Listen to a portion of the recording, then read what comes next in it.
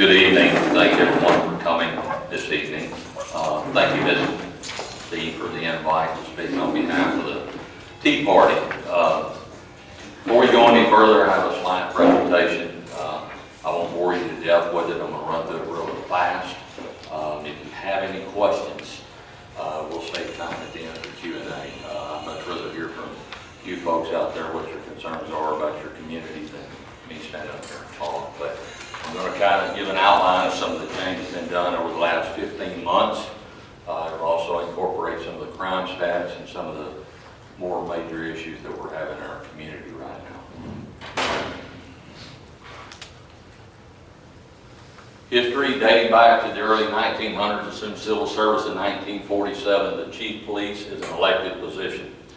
We're the second largest city in the United States that has an elected police chief, next to Berkeley, California. As you know, the sheriffs in most all places they are elected, but it's very uncommon for a chief of police to be elected in his position. I'm not sure the exact number, but I think it's went to public vote 10, 11 times now, and the citizens have always wanted to elect their police chief. They good? New administration there, just updated this week. I lost the third assistant chief. Assistant Chief David Howard with 28 years of service. He was a lieutenant commander before appointed assistant chief. Assistant Chief Tracy Fincher with over 20 years. He was in charge of criminal investigations and street crimes or narcotics at the time when he was appointed chief. Just lost Assistant Chief Robert Martinez at 36 years of service. Command staff, we put some folks in some different places. Lieutenant Mike Hernandez, Day Ship Patrol. Midship Patrol, Lieutenant Adam Scott. Lieutenant Tim Pucci in charge of communications. Lieutenant Chris Cimino, midship, and I'm sorry, Adam Scott's night shift, deep night patrol. Lieutenant Brian Robinson, Training Academy. Lieutenant Les Berg, Criminal Investigations. And Lieutenant Ed Kading at Street Crimes. Everybody hear me okay? Yeah. Too loud? No, not loud enough. Hold the mic closer. I've been accused of being too loud, so I'm cautious this evening. Department profile, 1992, authorized 159 sworn officers at a population of 84,000. 2004, authorized 159, population 88,000. 2010, we increased to 165 officers, but that took in the Lake and Park police operations. So we absorbed that territory. We took in those 6 bodies when that was a separate entity. 2016 authorized 165 sworn officer, population estimated 100,000. That's 1.64 officers per 1,000 residents. FBI recommendations 1.79 officers per 1,000. That equates to 180 authorized officers in San Angelo, Texas. At minimum, IHCP recommends 1.9, which puts us at 191. Look back there, we're at 165. We just got authorized the 5 extra bodies this last. We're going into this fiscal year, October 1, so now we're authorized 170. My intent and plan is to ask for 5 more bodies over the next 4 years for a total of 20. That'll put us at 185. Lubbock PD, 487. I'm not going to read all these, but I compare ourselves, for the most part, to Abilene, Texas. They're authorized 216 officers with a population of 122. That's 22,000 more folks than we have, and we're now at 170, and they're at 216. So that gives you an idea where we're at on our manpower. Patrol is considered a critically essential service. Officers actively work 24 hours a day, 7 days a week. We have 3 shifts. Daytime 5:45 to 5:45 p.m., a 3 p.m., a 3 a.m., a 6 p.m., and a 6 a.m. This allows us for overlapping shifts for the most manpower during major calls, times for service. In 2016, August, in fact, we changed our shift configuration from 10 hours to 12 hours. Just by doing that alone, it increases your manpower. under this new configuration. The officers actually work 15 days a month. Our configuration is a little bit different than the Sheriff's Department. As far as scheduling, they use a Panama schedule, but these guys are 3 on and 4 off. But a set schedule, they essentially work 15 days a month.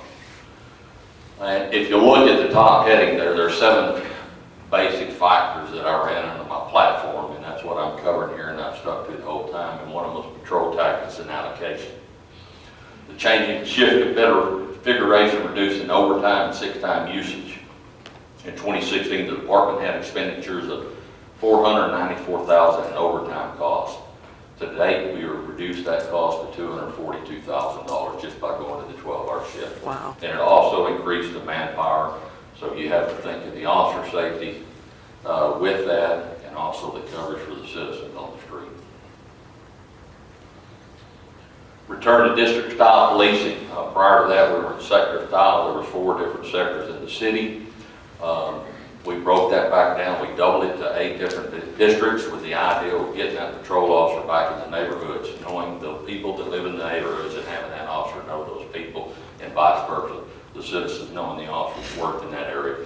Case in point, one of our districts, District 1, ran from Paul Land Edition all the way over to the Bluffs and anything east of Northwest Freeway.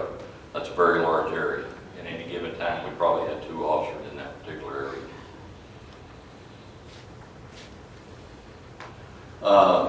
It's hard to see there, but that was sector style, the way it's broken up, and that's the way we got in beats. There's a total of 8. One other thing that allowed also is the lake division. All the residents around the lake in Los Lomas, basically the coverage there prior to us changing to this, they only had coverage till midnight, and no coverage between midnight and 6 in the morning. Actually 3 p.m., 2 p.m. Those lake guys were working 2 p.m. to midnight, so we incorporated that into a district, so now there's 24-hour coverage at the lake. Calls for service, 2015, roughly 54,000. 2016, 84,000, and 2017 projected at 96,000. So again, we've stuck with the same amount of officers, but our calls for service continue to go up, estimated at 12,000 extra calls for service just this year alone.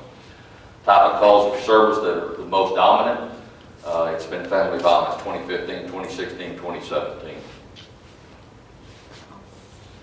These are stats, crime stats. What's very confusing here, this is actually data from the DPS website. We submit our crimes that happen within the city to DPS. They in turn spit out their data. This is confirmed data through DPS. This right here, they should be coming out any day with DPS stats on the city of San Angelo. They have not yet, but as you notice, we're showing a 21% increase in 2016. That could go way down depending on how DPS interprets that. We feel like that may be also a flaw. We changed computer systems from Intergraph to Spillman. I'm sure you're aware of that. That went through City Council as far as renegotiating our computer system. What's exciting about that is a 17% decrease in 2017. But again, we're optimistic. We're waiting on the numbers for DPS. Merging narcotics and gangs, we can combine the gang unit and narcotics, put a new commander in charge, new set of eyes. That was increased from 2 detectives to 8. Wow. Some stats over 2015, 2016, and 17. I'm not going to read them all, but pay attention to the number of cases that jumped up from 15 to 17.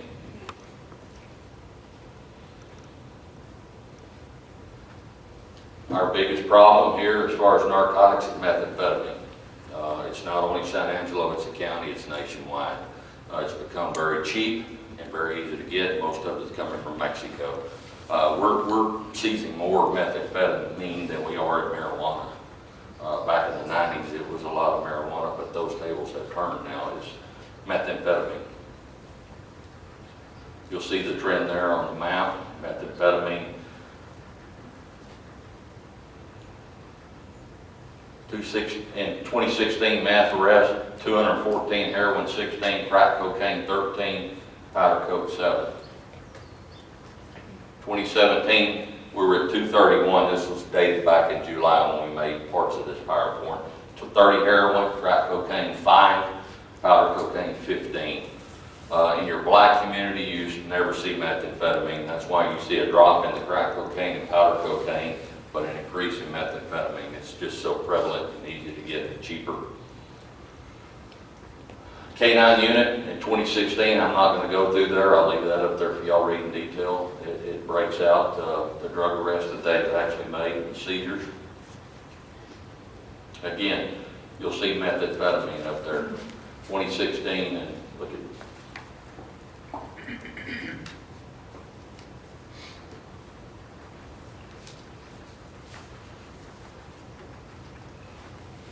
there's some stats in 2016, that's updated as of July. Methamphetamine, powder cocaine, and heroin. Traffic enforcement, we increased that manpower there by 1 thus far.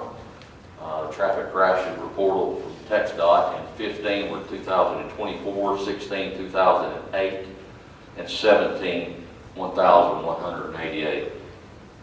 Keep in mind that's of August 15. Citation issued, 2015, roughly 18,000, 16, 17, and 2017 at 11,299 and 4,800. We're on average of 20,000 citations for the year. Traffic enforcement operations, there was 3 in 2016, 2017, actually there's been 7, and don't speed on Monday because that'll be 8. So watch your speed on the loop in school zones. I won't read all this. I'm trying to run through some of these numbers, and so I can leave some time for questions and for the sheriff.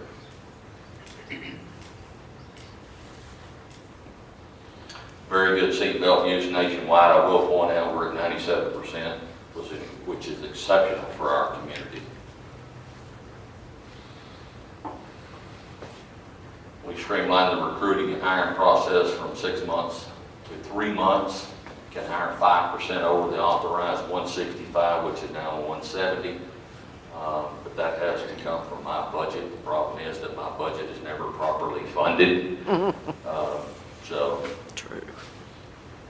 Main deferred contract expires September 30th. We just went through that with council. It is expired at this point. The language is still there to bring it back up if they choose to. We lost a 3rd assistant chief, the part-time officers that were working, and several benefits that were good for both sides, to include lateral officers. The goal, department officials will request an additional 20 officers over the next 4 years, request 5 officers for FY18, which we did, and were approved. That's 1.69 officers per 1,000 in 2018, still under what's required or requested, recommended. New police headquarters, there may be some questions come up about this. Long-term goal of mine is 5 to 8 years. It wasn't set in stone when they bought the bank building that it was truly going to be a police department building. I met with architects that had been working on that, and I thought where we were in our city with the economic and everything, the price tag of $40 million was too much for a brand new to demolish the bank building. I thought $38,000 to remodel was too much. So my intent and focus has been on more manpower and competitive pay raises. Volunteer program, we got one here that I saw. We've started adding some details and more responsibility to them. We appreciate Ron Joe, please stand up.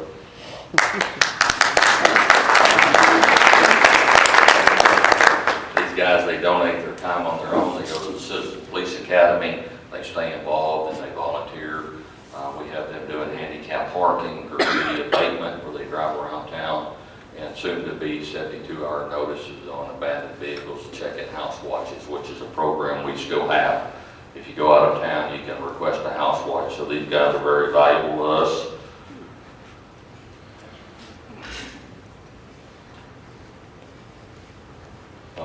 Budget reduced spending over the last 15 months. We've also training locally that's cut down, a lot of different other things, and the city passed a grant, body cameras, which we bypassed, which was $30,000 or $27,000. Cut out a lot of different other things. In last year's budget, we saved over $300,000 from the previous year. And here again, I'm not going to read all that, but it's self-explanatory up there.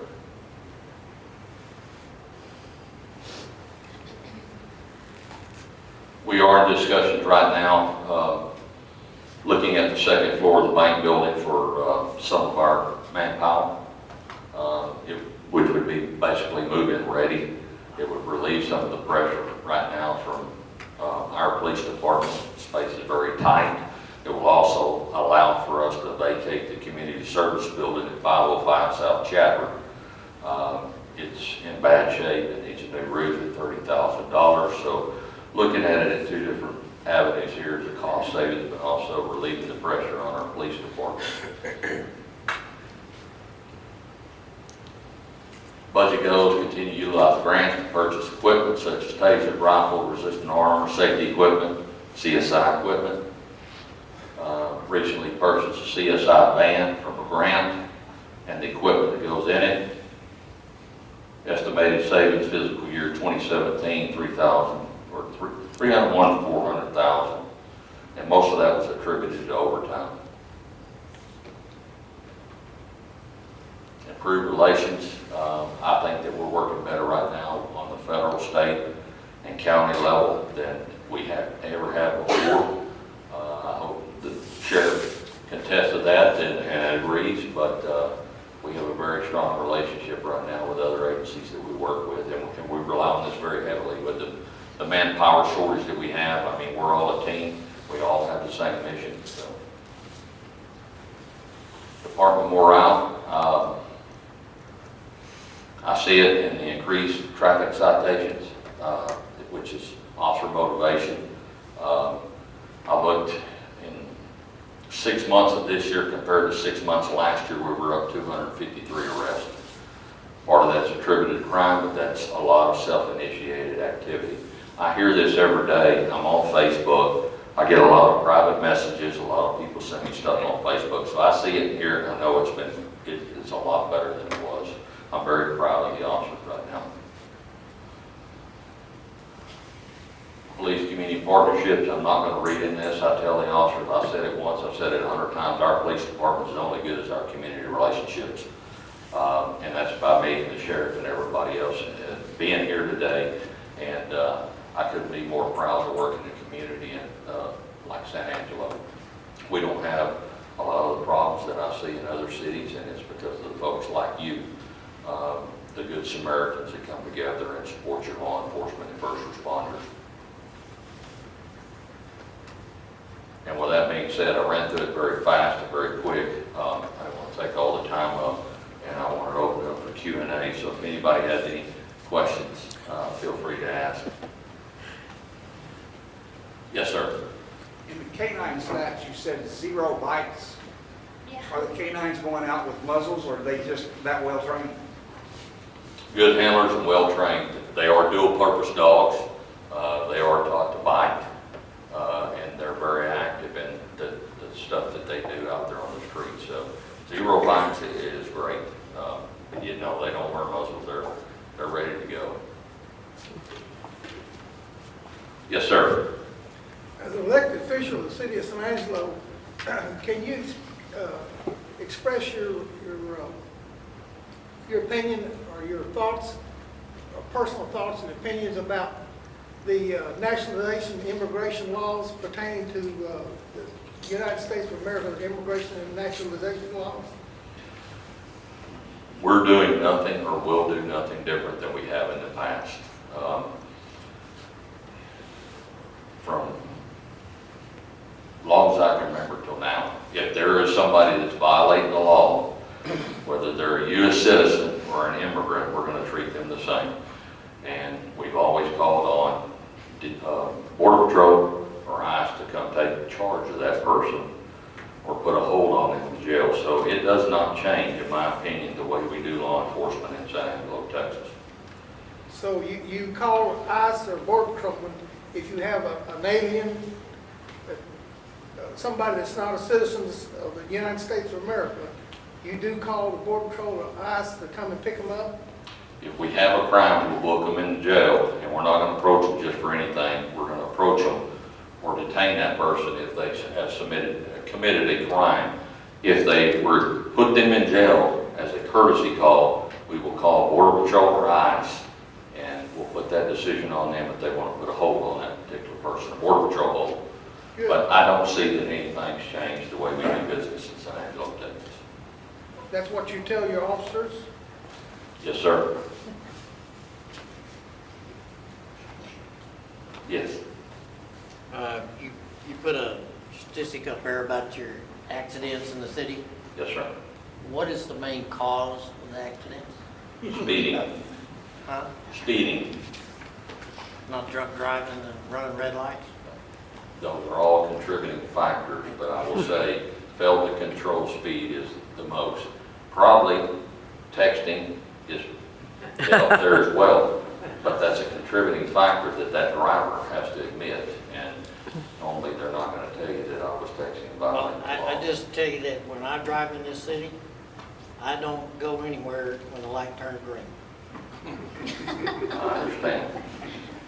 Because they're still going through the You intersection. have to be a better defensive driver than offensive driver today in time. And your officers could sit there and write tickets all day and probably help on that budget.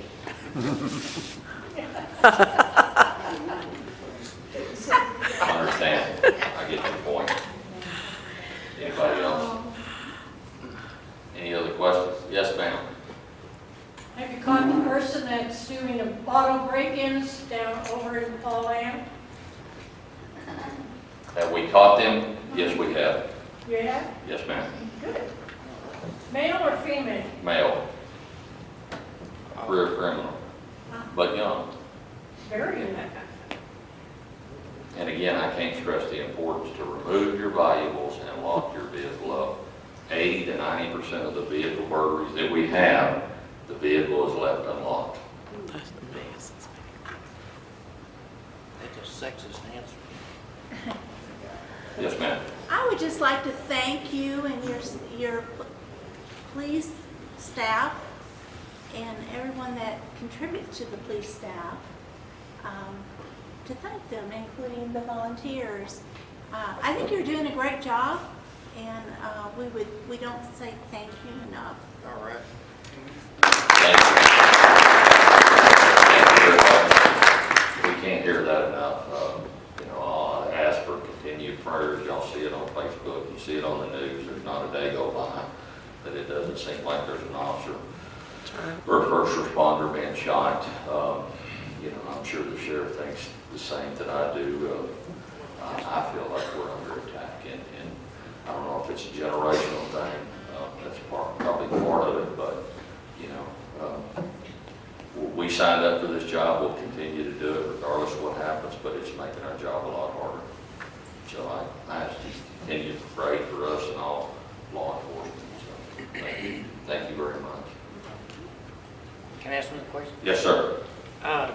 In California, unbelievably, the governor's made that a sanctuary state. It's just unbelievable. What do you think about that? Well, that decision's not at my level, but I don't believe in that. I don't believe in sanctuary. I mean, it's bad enough to have sanctuary cities. Now we've got a whole state. No, I don't believe in a state or a city. We will handle each person equally. If they're not supposed to be here and they've committed a crime, we will arrest them, report them to Border Patrol like we have in the past. How much restriction does that put on their officers? I personally don't think it puts anything on us here in San Angelo, Texas. We will continue to do business like we always have. And we won't be a sanctuary city. I don't make that ultimate call, but if it was up to me, no, that's my opinion. No, There sir. are sanctuary cities in Texas. There is, and there's some sheriffs and some police chiefs that agree with that. Is Houston one of them, I think? That could be your larger cities. Yes.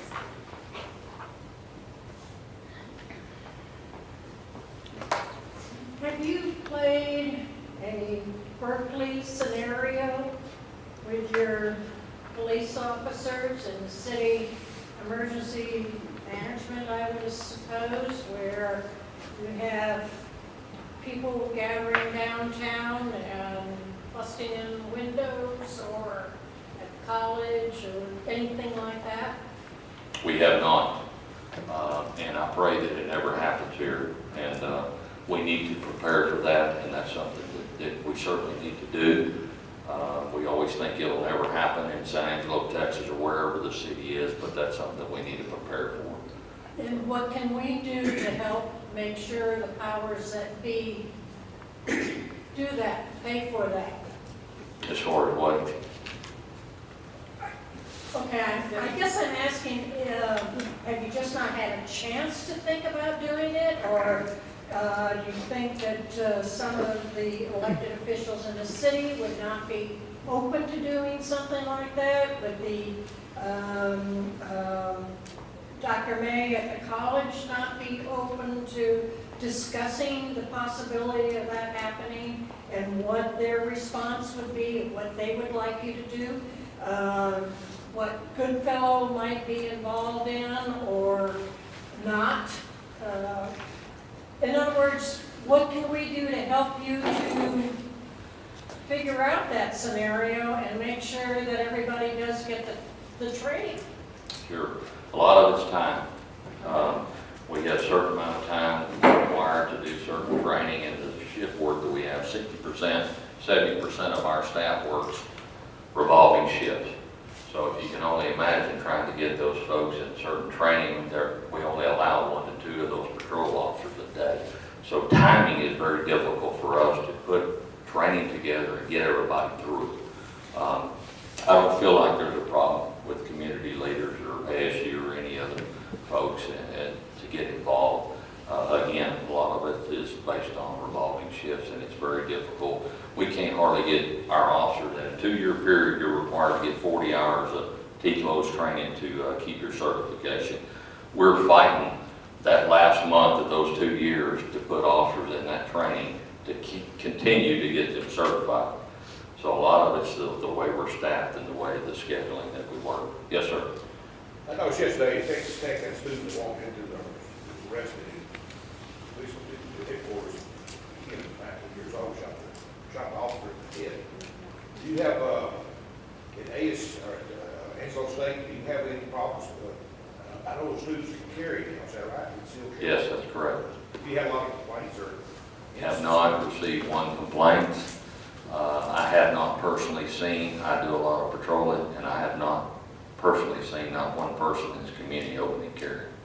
I don't see everybody, but I have not seen, and I have not received any complaints from college campus. But one comment on the college campus on concealed carry. First, you have to be 21 years of age. So that's taking the first 2 or 3 years of college where they cannot legally carry. So that pretty well kind of slows down that part of it. It's not 17, 18-year-olds, first year of college get to carry. That's correct. Yes, ma'am.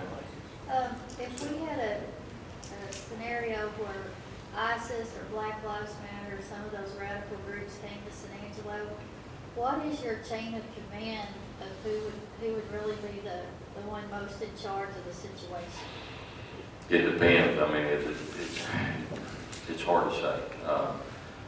We've had that happen before with ISIS, and they were tracked, and it came through FBI and through those channels. And to say those people that are actually in our community, you mentioned another organization, they're here, affiliates of those type of organizations. I know who they are, but they're here. But it depends on the situation, if it, and how big it is, and how far it spreads. If it's just locally in San Angelo, more than likely we would be the particular situation, unless it extended out through intel to other cities and other counties and other states, and it'd probably be FBI. Yes, sir. I need some clarification on a lot of these demonstrations in the last few years. Things got out of control. The media reported the police were told to stand down. Who in the hell is telling them to stand down? Is it the mayor? Is it chief of police? Or can you assure us that if, God forbid, something like that should happen here, that you will not tell the police to stand down and let them continue to destroy our... I can only guess that that's probably coming from city staff, mayor, as being a appointed police chief position. Again, we'll enforce the law as we see fit if that situation comes.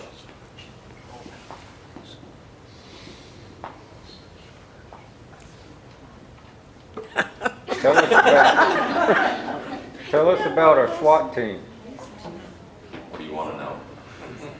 Are they pretty good? They're very, very well trained and they're very good. In fact, we ran a search warrant today, this morning, but I have full confidence in those guys and they're one of the best in the state.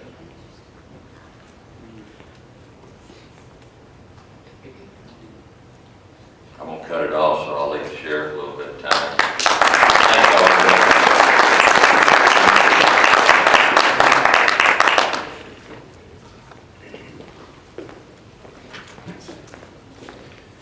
I too want to thank you for inviting us out and letting us visit with you tonight. It's always good to come back and see you guys.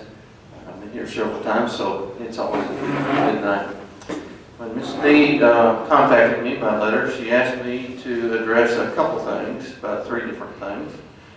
One is the prevalence of crime in our area, how we're going to address those crimes, and how citizens can help us in this crime problem.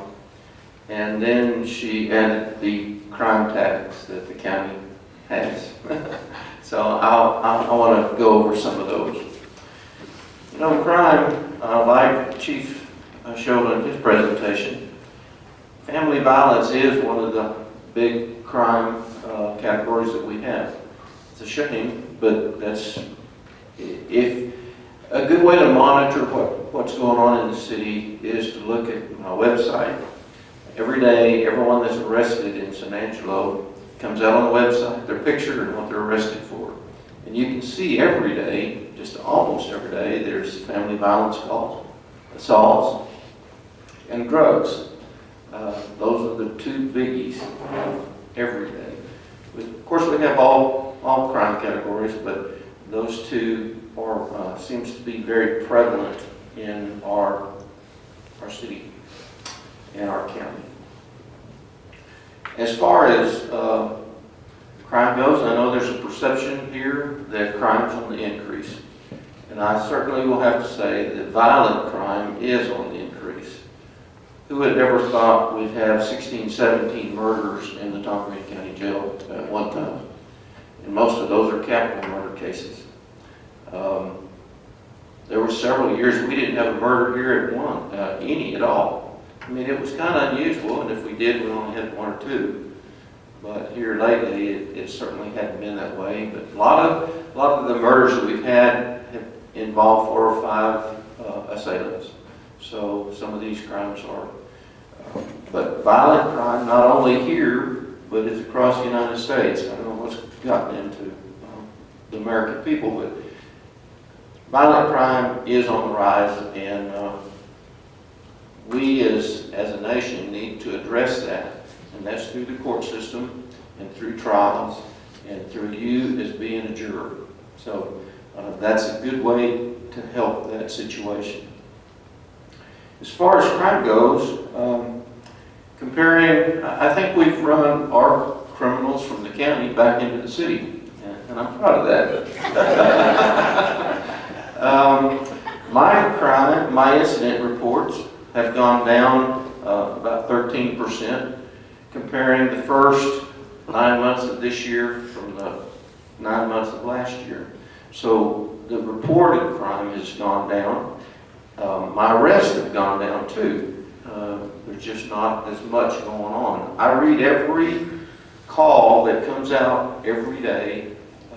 I read about it and track crime as we see it. Right now in the county, it's been fairly quiet. I'm not saying we don't have crime out there. We do have burglaries, we do have thefts, but they seem to be a lot less, and there's certainly not any organized type crime going on at this time.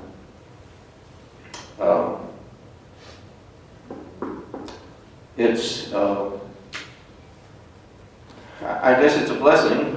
I think a lot of us, because of the increased patrol, we went to a 12-hour shift that increased the number of cars that we had on the street by several, and it helps to have the guys be seen. I have a program where they log every day. The day shift goes to all the schools every day. They have personal contact with kids in every school. They do walkthroughs at night. They go by and check on buildings. They log that down so I know where they've been and what they've checked. And we've not had a business burglary in a long time. So knock on wood, I guess.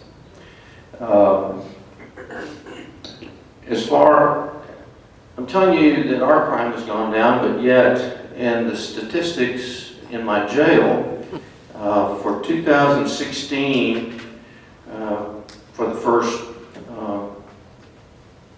9 months of the year, we had 1,167 arrests, felony arrests, that were booked into jail. This year we've had 1,503, so there was an increase of 333 felony arrests compared to last year. And we've had an addition, that's a 23% increase. In the misdemeanors, we've had a 8% increase over the arrests from last year. So I think the police department, us, and the other law enforcement are probably doing a better job at arresting the people. I don't think our crime has really increased all that much, but I think we're maybe a little more efficient in what we're doing.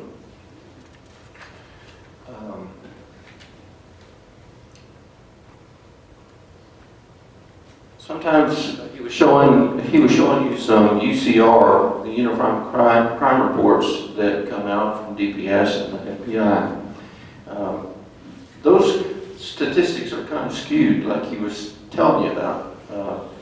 On my crime statistics, it shows I had a 400% increase in robbery. Well, that's because the year before I didn't have any, and then last year I had 4. So that shows so when you look at that, it kind of skews your statistics. But anyway, and those things go up. You might have more thefts one year, more burglaries, whatever. So it's kind of up and down right now. How do we address some of these crime issues? Well, I've established, similar to the city, a criminal interdiction unit. Every shift has someone assigned for criminal interdiction. That's not only drugs, but people wanted. Some days it's parole offenders that have a warrant. Generally, we pick them up and they'll have drugs with them, or they'll have a gun with them, and they're a convicted felon. So we have a concerted effort on doing different things, trying to get the people off the street that need to be off. Between the city and the city municipal court and the county, there's over 26,000 warrants that need to be served that we have here. That's huge. Wow. I don't know where we'd put them in my jail.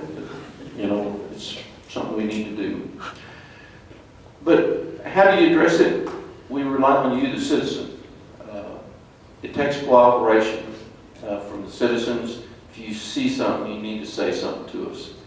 We respond to every call that we get.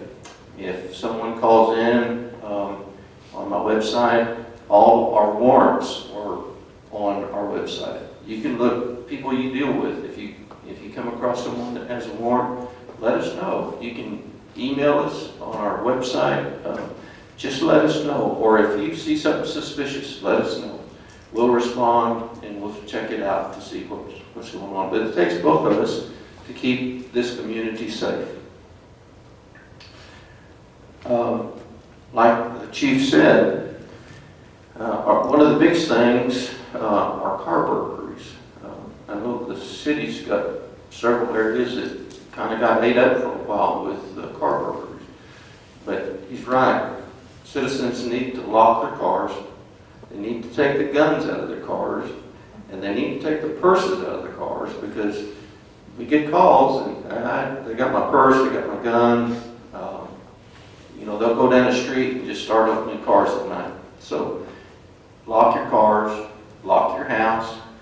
If you live out in the county and you have a gate, lock your gate. I mean, it's a shame that we have to live that way, but that's the society we live in today.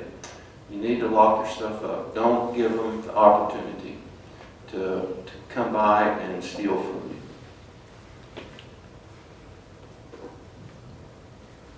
Crime tax. The county did increase your county taxes 2%, 2 cents on the total amount on a $100 valuation. On a $300,000 property value, that's probably about $60 a year. But let me tell you some of the stuff that's going for.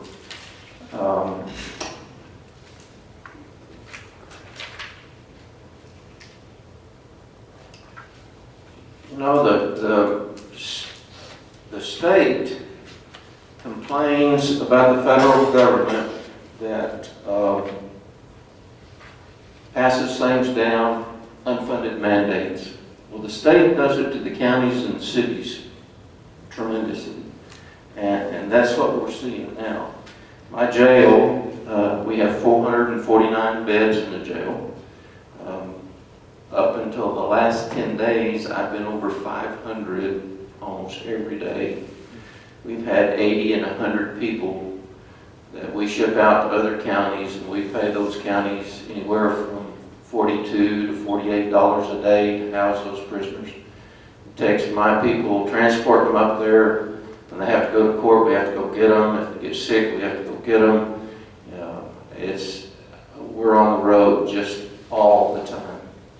And this past year, the county has spent over $800,000 housing prisoners out of county, and that's your tax dollars that are going for that. But you don't want those people on the street either. I can assure you they're better off. We're better off paying them there, because they're going to steal over $800,000 if we let them out. So we don't mind taking them wherever. We're building a new jail. It's not a full jail, it's a partial. It's not the full thing that we need, but that's what they can afford. So part of that money is going for that new jail. There'll be 333 people out of here at the new jail, which is just right down the road next to Roy K. Robb. I'll have 288 beds downtown, which will be all males downtown, males and females out here at the new facility. I told them the only way I'd do it is if they built it and built it right. And this normal jail will last 30 years. It's occupied 7 days a week, 24 hours a day, every day, by people who don't really care, and the facilities just go down in most jails. The way this jail is being built, it'll be a 75-year jail. It'll be good for the taxpayer. You won't be coming back to you in 10 years and saying, hey, we need this, we need that, we have to redo. We're doing it right, and it's a new concept, not real new, but it is a different concept than we have downtown. So it'll be good for the taxpayer. Just some of the things that cost the taxpayer money. As of the 26th day of September, I had had 31 people in jail that are on blue warrants. Blue warrant's a parole warrant, which they've gone to prison, they've come out, they're put on parole, they violated their parole. So I had 31 people that were there only for that parole violation. Those are state prisoners. They're not county prisoners, they're state prisoners. And to house those people cost the taxpayer $1,395 per day.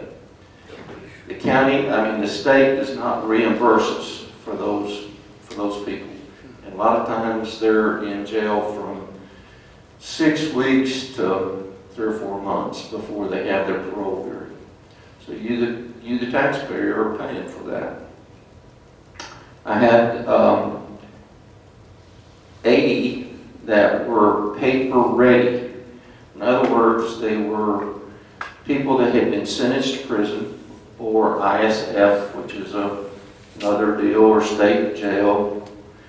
But they've gone through the court system, they have pled out or been convicted, and we house them there till the state tells us that they have a bed and we can ship them out. So I had 80 of them, so that cost the taxpayers $3,600 a day to house those. If we didn't have those two populations, we would have had to house people outside the county. But the state, I went down and testified before the legislature this last year about the parole people and how much the county needed them to pay for their prisoners. And it was $500,000 for about the first 3 months of last year. It's what it would have cost them if they were paying for their prisoners. So I don't know if that'll ever pass, but it's an unfunded mandate that we keep them. I'll say this too, our court systems are, I think a lot of the criminal justice problem deals with our court system. I have one inmate in my jail that's been there 1,135 days. He has not been to court yet. It cost the county taxpayers $51,000 to house him for that period. The next two, one of them's been 982 days and the next one 772 days. And they have not been to court and been convicted yet. So that was about $130,000 for those 3 inmates that we've housed. The top 5, if we took the top 5 people, it would have been $199,000 is what it costs the taxpayers to house them. Just 5, and I have 400 to 500 people in jail. So you can understand what our system is doing. It takes, I have a lot of people in there for over a year before they ever go to court, just sit. And it's a population that's tough to manage. They don't want to be there, and they don't mind breaking the rules. So, it's a tough job. I praise my jailers each day for what they do, because it's a tough job. I was talking to an attorney the other day, and he was saying that his employment, I guess, has changed radically. The state passed a law that says if a person can't afford an attorney, the taxpayer is going to pay for their attorney. So he commits the crime, and you pay for his attorney to defend him. He said his paying customers used to be about 90% paid by individuals and about 10% by court. Today, that's about 90% of his income comes from the court systems being appointed that the taxpayers are paying, and about 10% are being paid by the individuals to defend them. So you, the taxpayer, but that's a mandate. The courts, the state legislature passed that we have to fund that. when they passed it, they said that they were going to fund part of it, but their part last year was minuscule. I mean, it was less than $20,000, and this is a huge money deal. Medical, we just had a law come out this year, the Sandra Bland Act, where by 2020, I'm going to have 24/7 medical people in my jail, or they have to have access to 24/7 medical, meaning I have to take them out to the hospital or whatever, 24/7. And they also have the ability to have 24/7 psychological. So if they say, hey, I need help, I have to furnish them, and it's usually telemed. And those sessions start at $300 a piece. Every time someone asks to say, hey, I need help, I'm going to have to give them a phone and say, here, do your video or whatever. And right now, this last year, our medical cost in the jail was right at $1 million. And that doesn't include a lot of the medications and a lot of the other stuff. That's just medical staff and just taking care of them. So, you know, right now they have the best medical care. And well, they do. We give them good medical care. That's where most of the lawsuits come from. And, you know, we have to do that. Trying to protect you as the taxpayer. That's cheaper than paying these lawsuits. And I tell you what, it's the sickest population that is in the town. They come into the jail, they haven't taken care of themselves. Most of them are on drugs. I can't tell you how many people we have withdrawing from meth and alcohol and every day coming in. Right now, suicidal people, we do a suicidal screening, and every day 6, 7, 8 people go into a suicide gown and have to be screened by medical people before you know, it's required by law. So anyway, there's a lot of unfunded mandates that we're forced to do, and that's, you know, everybody complains about the tax increase, and me included. I don't want to pay any more taxes, but these are things we have to pay for, and there's either one way to do it. You can either increase the taxes, or we can decrease services. You know, your library, your parks, or whatever. There's only so much money that can be made. So I think your commissioners are trying to do the best they can with the money that is generated through taxes. Anybody have any questions? Yes, ma'am.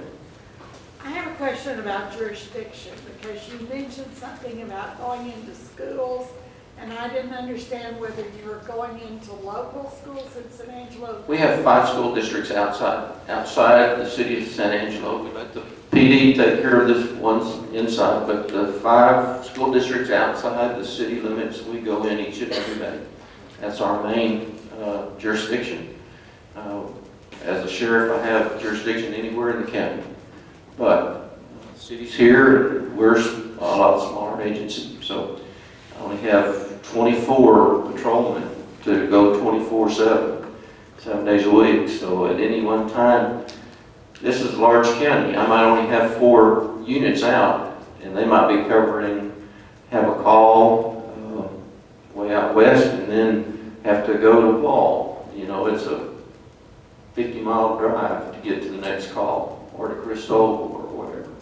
Second question, what are the crimes that this man, I don't know, man or woman, have been in jail for over 1,100 days? It was a murder. It's a murder case. All of them murder? It's a murder case. Not all of those were murder cases, but his was a murder case. And I'll say this, that those are very difficult cases. It takes a lot of time and manpower. There's a lot of rules and regulations that you've got to meet, but it just seems like our whole system in the court system is just being bogged down by more and more regulations and more, you gotta do this, and you gotta do that. I know right now I have several from the state school that's committed crimes, and those people are incompetent when they get there, and then they're in there for about a year before they get sentenced. Or generally, they get sent to a state institution to see if they can make them mentally capable, and then they come back. They're sentenced there for 6 months, and so a lot of times we have them for 2 years, and while we have them, their medications might be $3,000 and $4,000 a month while we have them. So anyway. Yeah, Sheriff Jones, how much does a court-appointed attorney get paid? Or is it a set fee by the county? It is, it's so much per hour of work. Do you know how much that is? I do not, I'm sorry, they don't share that with me. I imagine theirs is more than mine per hour. So you know how many they are? How many attorneys? Court-appointed attorneys you have? There's a bunch. A bunch? Most of the attorneys here that do criminal law get appointed to these cases. And are they required to go see them more than one time? Of course, they're required to do adequate representation. Not all the time do they go to the jail and see them. A lot of times when we take them across the street, you'll see when it's pretrial day, we'll take literally over 100 across the street in one day in a chain to go to court to say, and a lot of times that's the first time the attorney's seen them. But not always. It depends on the attorney and what's going on. You said that it costs $48 a day to ship them out of the county for somebody else to take care of. Where do you send them? Lubbock, where? We have, I think, 8 different counties that we send them to. Taylor, Mitchell, Nolan, down, it's wherever we can find a bed. Well, you said that also you had some in there that cost over $1,000 a day. Why don't you send it to Taylor County? Well, no, I think what $1,000 a day was the parole people, blue warrants. Why does it cost more to keep those guys? No, it's not $1,000 per a piece. It's the total. I had 31 in there that day, and the total would have cost me about $1,300 or something. So to keep those 31 in there for one day. Yes, sir. Good question. I know jails are becoming like lawsuit lottery on there. Do you carry liability insurance or something like that to protect your jail? The county does. The county? Yeah. Okay. Yeah, it's expensive. It really is. Yes, ma'am. On all of those rules and regulations that is being passed down, can you tell us the agencies that y'all have to receive, you have to be under their rules and regulations? Is it like the state passing that, or is it? The state legislature passes those rules, and those rules are enforced by different agencies, the Attorney General's office, the Jail Commission, PEPO, the law enforcement agency, just different, depends on what it is, but Jail Commission, of course, for sheriff is big because I have the jail, so. Yes, ma'am. Thank you for your service, but when I was at the county commissioners meetings for raising the taxes, they were going back to the state of Texas to request more dollars. Can you tell me how much they have received back from, they supposed to have had a contingency fund that they were going to receive money back from? I think you're talking about the money for the attorneys. Yes. I don't think it's increased any at all. They didn't get No, 200,000, it's still 300,000? way underfunded. You, the taxpayer, are paying the Okay. majority of that money, you know, and what do? We have them in jail, we gotta get them out. The state says we have to furnish that attorney for them if they can't afford it. And so Yeah, another here we are, you know. I wish the state state pop up and spend some more money in their money, but they've got issues too, so, yes, sir. Have you ever contemplated doing like Joe Paul out there in Arizona, Maricopa County? Tents?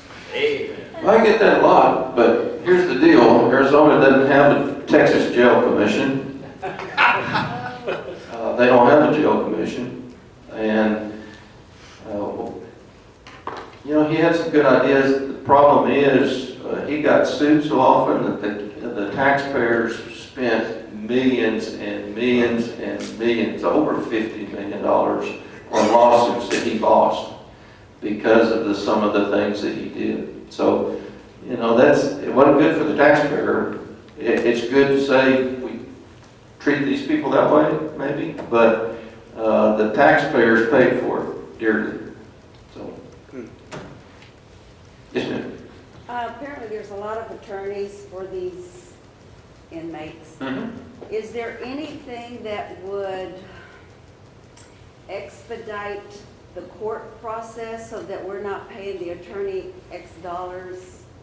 I mean, are the attorneys at any point encouraged to expedite the process, or do they keep it slow walked? Well, I'm not involved in the court system so much.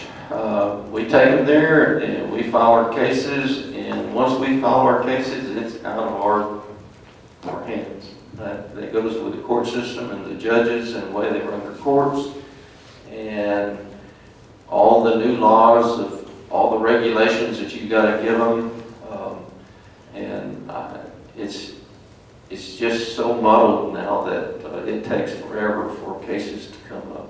It just, you know, people will sit in jail and sit in jail and sit in jail. I think we're going to have a new bail bond. It's in the court system right now, and a lot of them might be getting out misdemeanors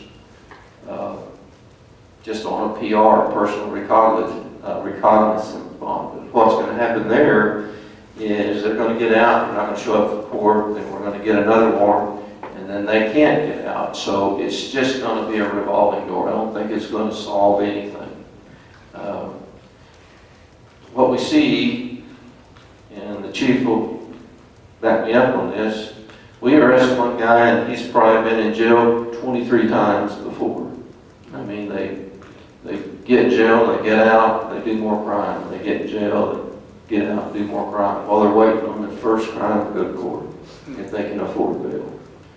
So it's a revolving door until we get a handle on the court system. I don't know what the solution is, other than, you know, I knew as a kid, if I did something, I was going to be punished for it. There was consequences to my actions.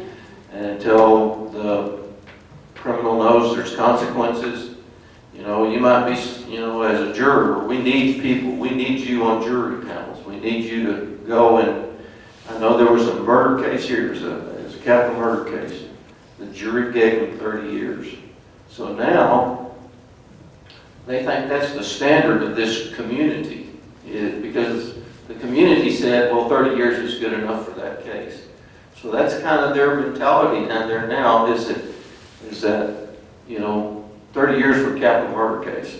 Well, the fact is, if you go in, if you give them a 30-year sentence, they're only going to serve, if it's a max, you know, if it's an aggravated offense, they're going to serve 15 years.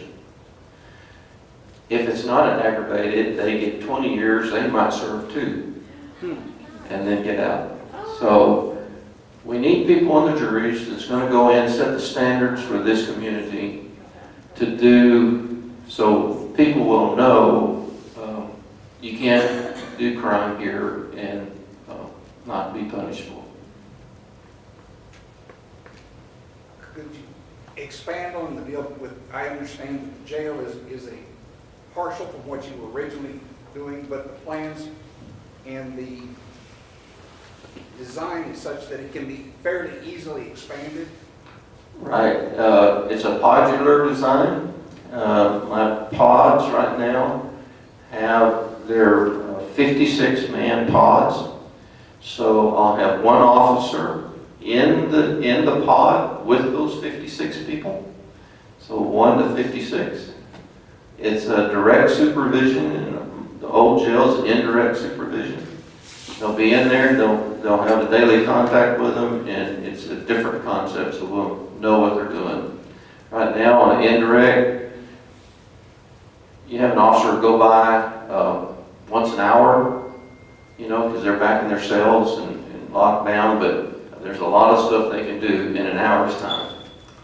But with the new concept, it'll be open, and it's a totally different concept, so I think it'll be good. So we'll just add pods as they get the money, so we can build the jail on out and close down the old jail. That old jail, it looks great from the outside. It looks like a modern, nice building, but let me tell you, that jail is horrible on the inside. It's a dungeon. And not only are the inmates in there sentenced to a dungeon, but my jailers, a career in that dungeon, I don't see how they do it every day. So, anyway. Yes, ma'am. I hear that there's plans for an interstate through our area, so this could be a question for both you and the chief. Do you think that would impact the crime? I mean, We might see a little bit of increase, but you know what? If we have an interstate come through here, we're going to treat it just like we do everything. We're going to handle the situation.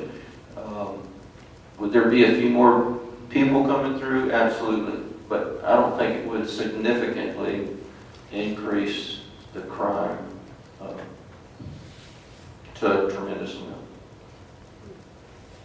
How many do you have on your staff, Sheriff? I have 175 employees, but only 24 of those are patrol people. I have over 100 in the jail. I have 8 criminal investigators. I have 7 in the mental health unit that do nothing but mental health calls. I have about 140 calls a month. Those people are homicidal or suicidal. You'd be shocked at what goes on in this community as far as that population goes. You'd be shocked at how many elementary kids that we pick up that are suicidal or homicidal. Every month, the school systems call us and we pick them up and we take them to get treatment. So that's part of it. We have 2 people that are assigned to a commercial enforcement division. They do nothing but enforce commercial vehicle on our roadways. During the oil boom, they were just tearing our roads to pieces. And they do weight, measure, and state law violations. And of course, we have courthouse security. We have about 7 in that division that take care of our courthouse and our justice center and CSCD out there at the probation point. When is the new jail going to be completed? March of 2019. They've got several foundations already done. It's a tilt wall construction. So there's over 500 tilt wall concrete walls going to be put up. Got an excellent construction manager, and I'm excited about getting in there and getting it going. How many people would you like to have for patrol? You know, he was talking about his statistics. Mine hasn't increased for the last 20 years. I mean, we're about the same. I did get 2 commercial vehicle enforcement people, but patrol has stayed the same since, I can't remember when it's changed. It's been a long time. So how many more would you like to have? Oh, it'd be great to have a couple more per shift. Absolutely. But, we're lucky to have what we got, I guess, right now. I see the commercial guys around all the time. Mhm. All always stopping somebody. They're active. Marshall? Yes, I'd like to say the topic tonight is right on target. Been involved in a case for a number of years, and there was I suppose, a city traffic stop made this year, and an individual was also involved in other activity, and there was a search warrant issued, and additional evidence come up in an old case, and I think that's a prime example of where we are today. In the past, I've seen county do this and city do that, but this is the first time in a long time that I see a team that's working together for the city, for the people. So We both have the same goal. Yes, and that's service to the citizens and to put the bad guys in jail. yes. And we're a team at that. Yes, sir. Do you see any correlation between church affiliation and criminal activity? You know, we have a jail ministry here that works in our jail. It's probably the largest jail ministry in the state of Texas. There's probably 75 volunteers. They spend over 40 hours a week in our jail. And I've seen a lot of lives changed through their efforts, through Christian ministry. And you know what? I see a lot of people, once they get to jail and they're at the very bottom, finally change. I also see them change while they're in jail and then go back, because they get out, go back to the same people, the same friends, the same habits, and they just can't get out of that, and they revert back. But a lot of times they come back and, you know, they might be model inmates again, you know. It's great, but good people do bad things and bad people do bad things. So I see them all.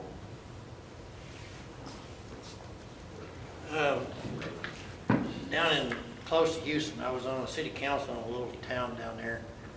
And one time, a couple times, 2 or 3 times, I went and rode with one of the patrol officers.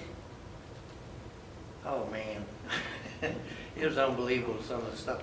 I was wondering if you would or do that here. We do have ride-alongs. Have to come in and sign a waiver. We have to run a background check to make sure you're okay. So I don't know if we pass that, but we do have ride-alongs. Well, let's every once in a while. We do have some ride-alongs, but you have to waive your liability, and there's some rules that we put Oh, on. I'm sure. Like license to carry. Thank you all very much. Appreciate it.